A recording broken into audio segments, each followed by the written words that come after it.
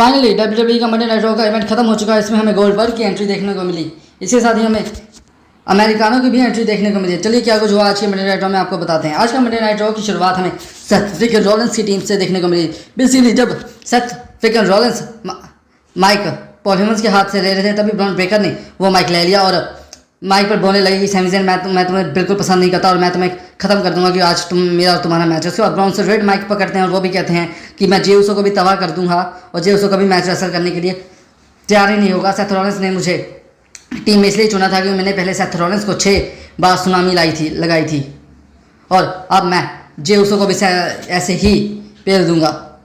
उसके बाद Seth Rollins के पास माइक जाता है और सेथ रॉलिंस से welcome to Monday night Raw कहकर वहाँ से चले जाते हैं।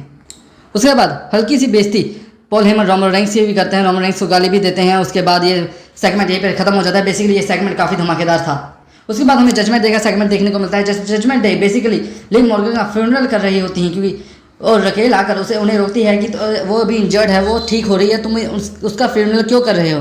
बेसिकली फिन बैलर कहते हैं कि मुझे भी जब मैं शोल्डर इंजर्ड हुआ था मुझे 8 महीने लगे थे और बेसिकली लिव मॉर्गन को भी इतने महीने लगे, इसलिए हम पर्सनली उसका फ्यूनरल कर रहे हैं। बेसिकली रकेल अकेली होती है और फिन बैलर के साथ सभी टीम होती है, इसके लिए वो आगे कुछ कर नहीं पाती। इसके बाद हमें जजमेंट डे की मेंबर रॉक्सन प्रेस का मैच देखने को मिलता है आस्का की टीममेट के साथ, पर रॉक्सन प्रेस ये मैच हार जाती है रकेल की मौजूदगी में भी। उसके बाद रकेल और रॉक्सन प्रेस अटैक कर रहे होते हैं इस सुपरस्टार पर, फिर वहाँ पर आस्का आ जाती है और आस्का अकेले ही इन दोनों को रिंग से बाहर जैसे मर्जी करके पटक देती है। और आपको बता दें कि इस बैक स्टेज हमें सैमी ज़ेन का सेगमेंट देखने को मिलता है। बेसिकली पीछे मंडे नाइट रॉ में कैरन क्रॉस ने सैमी ज़ेन पर अटैक कर दिया था, लेकिन अब सैमी ज़ेन फिर से आए हैं और अब वो ब्रॉन ब्रेकर से भिड़ने वाले हैं।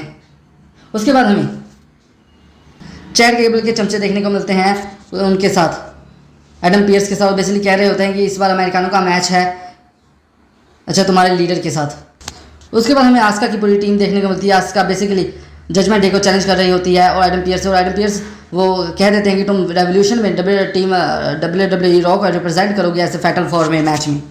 जैसे इनका मैच WWE रेवोल्यूशन में हो चुका है रेडी। बेसिकली इसके बाद हमें सैमी ज़ेन का मैच ब्रॉन ब्रेकर के साथ देखने को मिलता है। इसके पहले जब सैमी ज़ेन एंट्रेंस ले रहे होते हैं तब कैरन क्रॉस आकर सैमी ज़ेन पर पाइप से हमला कर देते हैं और उसके बाद एडम पियर्स आते हैं कि तुम ये मैच नहीं लड़ सकते, फिर भी सैमी ज़ेन ये मैच लड़ते हैं और ब्रॉन ब्रेकर के साथ ही इनका धमाकेदार मैच होता है। पर बेसिकली सैमी ज़ेन इस मैच में कुछ नहीं कर पाते और सैमी ज़ेन इस मैच को हार जाते हैं। उसके बाद ब्रॉन ब्रेकर बड़ी धमाकेदार स्पीयर लगा देते हैं और बेसिकली इसके बाद हमें न्यू डे का सेगमेंट देखने को मिलता है। बेसिकली न्यू डे का सेगमेंट बिल्कुल बेकार था, लेकिन इनके सेगमेंट में हमें बैकलिच देखने को मिलती है। बैकलिच जाकर न्यू डे से कहती है कि तुमने बी को सही किया अपनी टीम से बाहर निकालकर। उसके बाद हमें बैकलिच का सेगमेंट देखने को मिलता है। बेसिकली बैकलिच कह रही होती है कि जो भी king of the ring queen of the ring tournament में जीता था उन्हें अपना हक मिला है अब WWE चैंपियन को चूज़ करने का जिसे वो चैलेंज करना चाहते हैं और मुझे भी अपना हक मिलना चाहिए क्योंकि मैं चूज़ करूँगी मेरे साथ कौन लड़ेगा। मैं बैली और वेलकेरिया से लड़ना नहीं चाहती। उसके बाद हमें बैकलिच और लायरा वेलकेरिया देखने को मिलती है। लायरा वेलकेरिया और बेली एक दूसरे पर इल्ज़ाम लगा रहे होते हैं कि तुमने मेरे मैच में इंटरफेरेंस किया, तुमने क्योंकि इसके बाद हमें इनके बीच में फाइट भी देखने को मिलती है। बेसिकली लायरा वेलकेरिया को इस बार WWE पावरफुल दिखा रही है और लायरा वेलकेरिया अकेले ही बेली और बैकलिच को सुला देती है और आखिरी बार बैकलिच का हाथ उठाकर कहती है कि अब तुम लास्ट बार मैं तुम्हारा हाथ उठा रही हूँ, इसके बाद एवोल्यूशन के बाद तुम्हारे पास ये टाइटल नहीं रहने वाला। तो हमें बैक स्टेज सेथ रॉलिंस की टीम का देखने को मिलता है सेगमेंट। बेसिकली सेथ रॉलिंस की टीम खुश हो रही होती है क्योंकि सैमी ज़ेन अब रेसलिंग के लिए क्वालिफाई नहीं कर पाए, वो इंजर्ड हो चुके हैं और काफ़ी समय तक वो रेसलिंग नहीं कर पाएंगे। उसके बाद सेथ रॉलिंस ब्रॉन्सन रेड से कहते हैं कि तुम्हें खुश होने की ज़रूरत नहीं है, अगला मैच तुम्हारा जे उसो के साथ है और तुम्हें जे उसो को भी पीटना होगा। उसके बाद हमें जे उसो और ब्रॉन्सन रेड का धमाकेदार मैच देखने को मिलता है। बेसिकली जे उसो कुछ नहीं कर पा रहे, ब्रॉन्सन रेड ही इस मैच को डोमिनेट कर रहे होते हैं और उसके कारण ही ये मैच जीत जाते हैं आसानी से और उन्हें भी यानी कि जे उसो को भी अपनी सुनामी से इंजर्ड कर देते हैं।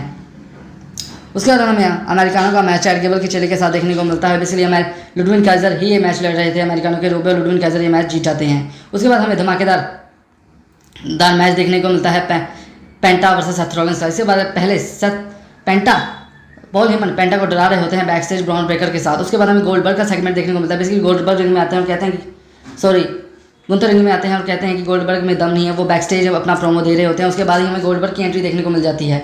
उसका गोल्डबर्ग आते हैं और गुंथर कुछ बोलने ही लगते हैं, लेकिन गोल्डबर्ग उनसे हाथ से माइक खो देते हैं और अपन उन पर धमाकेदार अटैक कर देते हैं। गोल्डबर्ग इस अटैक में अपना स्पेयर लगाने ही वाले होते हैं, लेकिन सैमी से गुंथर वहाँ से डरकर भाग जाते हैं। उसके बाद हमें धमाकेदार मैच देखने को मिलता है सेथ फ्रीकिंग रॉलिंस वर्सेस पेंटा के बीच में। बेसिकली सेथ रॉलिंस पेंटा को आसानी से इस मैच में हरा देते हैं। पेंटा लड़ने की कोशिश करते हैं, लेकिन सेथ रॉलिंस इस मैच को आसानी से हरा देते हैं। उसके बाद हम आपको बता दें कि जब सेथ रॉलिंस की पूरी टीम पेंटा को भी इंजर्ड करने आ रही थी, तभी हमें एलए नाइट की एंट्री देखने को मिलती है। एलए नाइट में स्पेशल मूव लगाकर सेथ रॉलिंस वहाँ से भाग जाते हैं। बेसिकली इस मंडे नाइट रॉ का इवेंट अच्छा था, स्टोरी लाइन्स बिल्ड नहीं हो रही, ना हमें रोमन रेंस की एंट्री देखने को मिल रही है। तो फिर भी आप इस चैनल को लाइक और सब्सक्राइब जरूर कीजिए। धन्यवाद।